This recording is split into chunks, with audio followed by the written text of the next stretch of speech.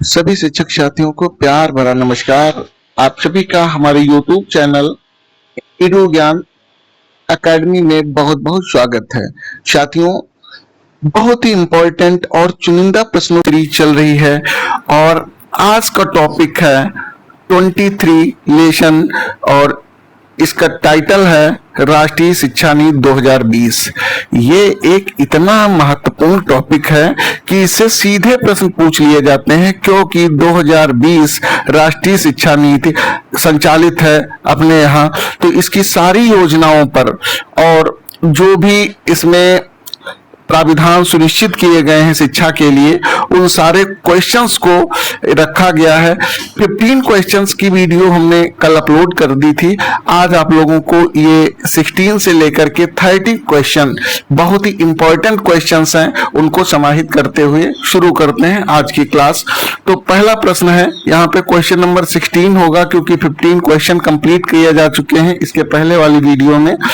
नीप, new education policy 2020 के अनुसार जनरल एजुकेशन काउंसिल जीईसी का प्रमुख कार्य क्या है?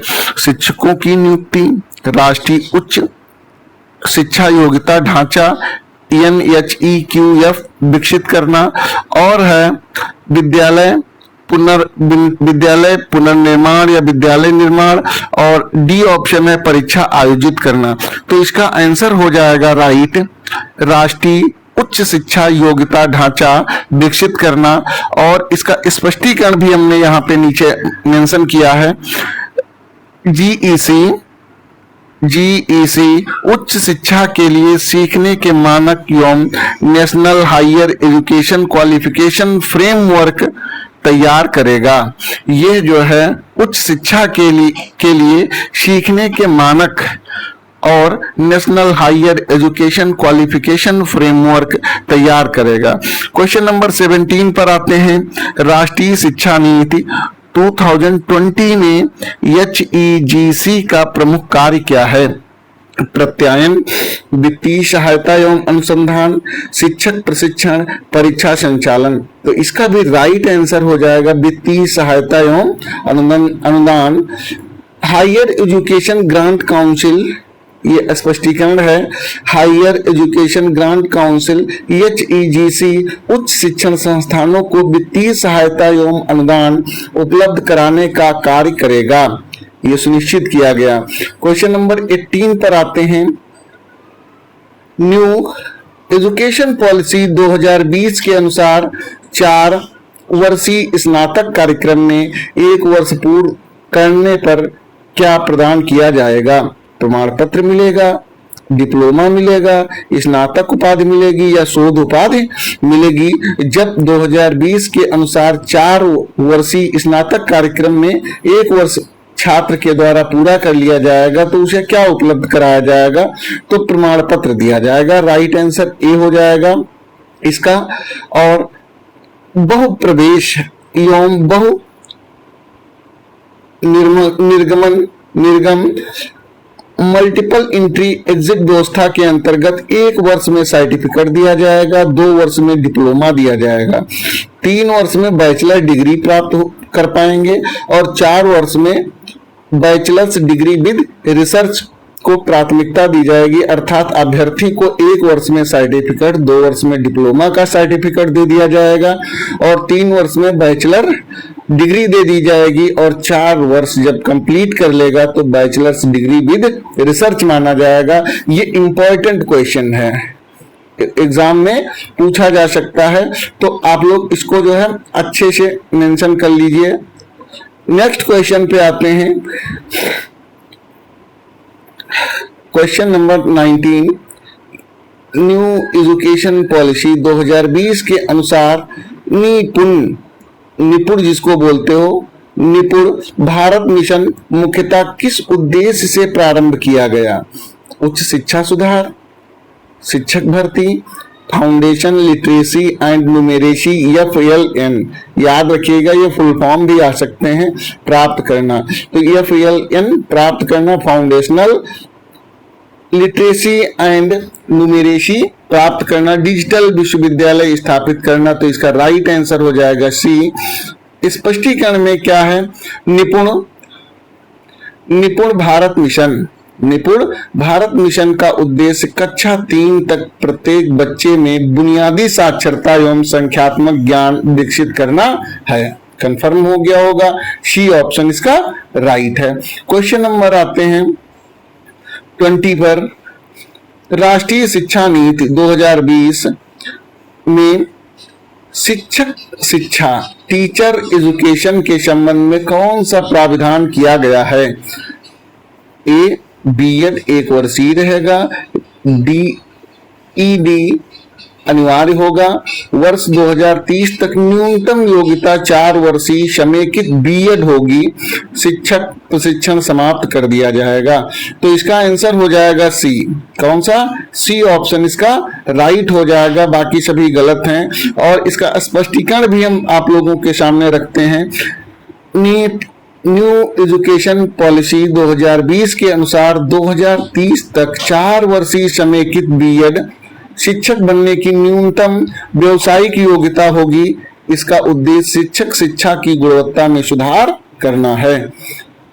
4 वर्षीय समेकित बीएड शिक्षक बनने की न्यूनतम व्यावसायिक योग्यता होगी। इसका उद्देश्य शिक्षक शिक्षा की गुणवत्ता में सुधार है, अतः इसका आंसर सी हो जाएगा। क्वेश्चन नंबर 21 पर आते हैं। न्यू एजुकेशन पॉलिसी 2020 के अनुसार उच्च शिक्षा में academic bank of credits ABC का मुख्य उद्देश्य क्या है? केवल परीक्षा आयोजित करना, छात्रों के शैक्षणिक क्रेडिट का डिजिटल संग्रह एवं स्थानांतरण, शिक्षकों का वेतन निर्धारण और विश्वविद्यालयों की रैगिंग करना। तो अब यहाँ पे academic bank of credit ABC का मुख्य उद्देश्य क्या है? तो इसका राइट आंसर हो जाएगा बी, छात्रों के शैक्षणिक क्रेडिट का डिजिटल संग्रह एवं स्थानांतरण करना इसका एबीसी का मुख्य उद्देश्य होगा। एबीसी के माध्यम से विद्यार्थी विभिन्न संस्थाओं से अर्जित क्रेडिट को डिजिटल रूप में सुरक्षित रख सकते हैं तथा आवश्यकता अनुसार उनका उपयोग डिग्री प्राप्त करने में कर सकते हैं। तो यहाँ पे बी राइट आंसर हो जाएगा। क्वेश्चन नंबर नेक्स्ट पर पहुंचते हैं। Question number 22। New education policy 2020 के अनुसार उच्च शिक्षा में multiple entry and exit system का उद्देश्य क्या है? Multiple entry and exit system का उद्देश्य क्या है? तो केवल प्रवेश प्रक्रिया आसान बनाना, छात्रों को विभिन्न स्तरों पर प्रमाण पत्र, डिप्लोमा एवं डिग्री प्राप्त करने में की सुविधा देना, केवल निजी विश्वविद्यालयों को बढ़ावा देना, केवल ऑनलाइन शिक्षा देना। तो इसका राइट आंसर हो जाएगा बी, छात्रों को विभिन्न स्तरों पर प्रमाण पत्र, डिप्लोमा एवं डिग्री प्राप्त करने की सुविधा प्रदान करना इसका प्रमुख उद्देश्य हो जाएगा। यदि छात्र बीच में पढ़ाई छोड़ता है तो उसके अध्ययन के आधार पर उसे प्रमाण पत्र, डिप्लोमा या डिग्री प्रदान की जा सकती है। यह इसका परम उद्देश्य रहेगा multiple entry and exit system का। नेक्स्ट क्वेश्चन देखते हैं 23। राष्ट्रीय शिक्षा नीति 23 में राष्ट्रीय शिक्षा नीति 2020 के अनुसार नेशनल रिसर्च फाउंडेशन NRF की स्थापना का मुख्य उद्देश्य क्या है? मुख्य उद्देश्य क्या है? विद्यालय खोलना, अनुसंधान संस्कृत को प्रोत्साहित करना, छात्रवृत्ति समाप्त करना, केवल तकनीकी शिक्षा देना। तो इसका राइट आंसर हो जाएगा बी, अनुसंधान संस्कृत को प्रोत्साहित करना। B answer is correct of this question. NRF तो NRF का मतलब है national research foundation. National research foundation का उद्देश्य देश में गुणवत्तापूर्ण अनुसंधान को बढ़ावा देना तथा विभिन्न संस्थानों में शोध गतिविधियों को सशक्त बनाना है। अब आते हैं क्वेश्चन नंबर 24 पर। न्यू एजुकेशन पॉलिसी 2020 में बोर्ड परीक्षाओं के संबंध में कौन सा कथन सही है? इंपॉर्टेंट क्वेश्चन है। वर्ष में एक बार परीक्षा होगी, बोर्ड परीक्षा का महत्व समाप्त कर दिया जाएगा।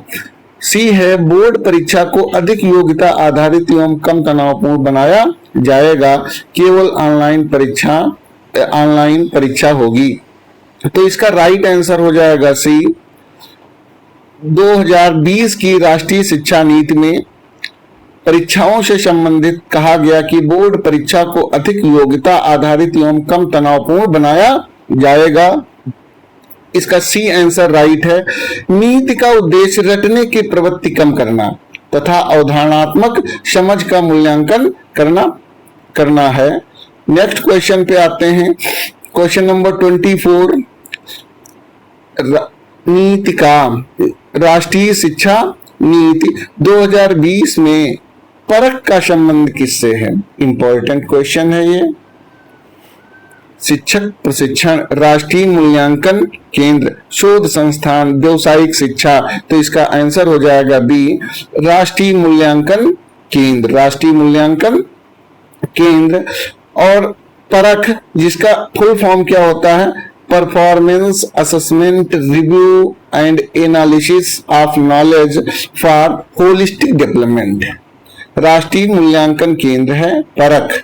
Performance assessment review and analysis of knowledge for holistic development राष्ट्रीय मूल्यांकन केंद्र है, जो मूल्यांकन प्रणाली में सुधार हेतु स्थापित किया गया है। तो यहाँ पे बी इसका राइट आंसर हो जाएगा। क्वेश्चन नंबर 26 पर आते हैं। न्यू एजुकेशन पॉलिसी 2020 के अनुसार विद्यालयी शिक्षा में 5+3+3+4 संरचना का अंतिम चरण किस आयु वर्ग से संबंधित है? 5+3+3+4 संरचना का अंतिम चरण किस आयु वर्ग से संबंधित है? तो इसका आंसर देख लेते हैं विकल्पों में। 3 से 8, 8 से 11, 11 से 14, 14 से 18। तो इसका आंसर हो जाएगा डी। क्या हो जाएगा? डी आंसर इसका राइट हो जाएगा। अंतिम चरण सेकेंडरी स्टेज 14 से 18 वर्ष के विद्यार्थियों के लिए है। अंतिम चरण सेकेंडरी स्टेज जो है वो 14 से 18 वर्ष के विद्यार्थियों के लिए है। अगला क्वेश्चन देखते हैं। Question number 27। राष्ट्रीय शिक्षा नीति 2020 में ECCE early childhood care and foundation मुख्यतः किस आयु वर्ग के लिए है?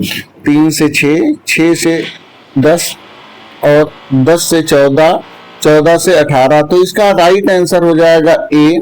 3 से 6 पूर्व प्राथमिक क्लासेस इसमें चलाई जाएंगी। ECC का उद्देश्य 3 से 6 वर्ष के बच्चों के समग्र विकास एवं विद्यालय पूर्व शिक्षा को सुदृढ़ करना है और इसके लिए ECC एजुकेटर की भर्ती भी की गई है अपने यहाँ, जो प्राथमिक पूर्व बच्चों को आंगनबाड़ी या विद्यालय में ही एक निश्चित स्थान पर पढ़ाते हैं। Question number 28। New education policy 2020 के अनुसार उच्च शिक्षा के लिए प्रस्तावित एकल नियामक सिंगल रेगुलेटर कौन सा है? एकल नियामक या सिंगल रेगुलेटर क्या है? तो देखते हैं विकल्प UGC है, सिंगल रेगुलेटर, AICTE है, HECI है, NCERT है। तो इसका राइट आंसर हो जाएगा HECI अर्थात सी ऑप्शन राइट है। Higher education commission of India. HECI का फुल फॉर्म क्या हो जाएगा? Higher education commission of India का उद्देश्य उच्च शिक्षा के नियमन को अधिक प्रभावी एवं पारदर्शी बनाना है। क्वेश्चन नंबर 29 पर आते हैं। राष्ट्रीय शिक्षा नीति 2020 में व्यावसायिक शिक्षा वोकेशनल एजुकेशन का लक्ष्य किस कक्षा तक कम से कम 50% विद्यार्थियों को इससे जोड़ना है? वर्ष 2025 तक 50% लोगों को जोड़ना था। ये वोकेशनल शिक्षा से संबंधित क्वेश्चन था। और NEP 2020 का लक्ष्य वर्ष 2025 तक कम से कम 50% विद्यार्थियों को व्यावसायिक शिक्षा से जोड़ना था, और ये सरकार के द्वारा जोड़ भी दिया गया है। अगला क्वेश्चन देखिए, क्वेश्चन नंबर 30, राष्ट्रीय शिक्षा नीति 2020 का प्रमुख उद्देश्य क्या है? इंपॉर्टेंट क्वेश्चन भी है। केवल परीक्षा प्रणाली में परिवर्तन, केवल निजी शिक्षा को बढ़ावा देना, समावेशी बहुविषयक गुणवत्तापूर्ण एवं कौशल आधारित शिक्षा प्रणाली विकसित करना, केवल उच्च शिक्षा में सुधार करना। तो इसका राइट आंसर हो जाएगा सी, समावेशी बहुविषयक गुणवत्तापूर्ण एवं कौशल आधारित शिक्षा प्रणाली विकसित करना। और इसका देख लेते हैं स्पष्टीकरण में क्या है। तो नीप न्यू एजुकेशन पॉलिसी 2020 का व्यापक उद्देश्य भारत में समग्र, लचीली, समावेशी, बहुविषयक एवं गुणवत्तापूर्ण शिक्षा प्रणाली का विकास करना है, जिससे 21वीं सदी के अनुरूप ज्ञान, कौशल और मूल्यों का विकास हो सके। इस तरीके से आज ये 30 क्वेश्चंस आप लोगों के सम्मुख कंप्लीट हो चुके हैं। तो अच्छे से आप लोग इनका अध्ययन करें। यदि वीडियो पसंद आया करे तो लाइक अवश्य कर दिया करिए। मिलते हैं अगले वीडियो में, तब तक के लिए जय हिंद, जय भारत।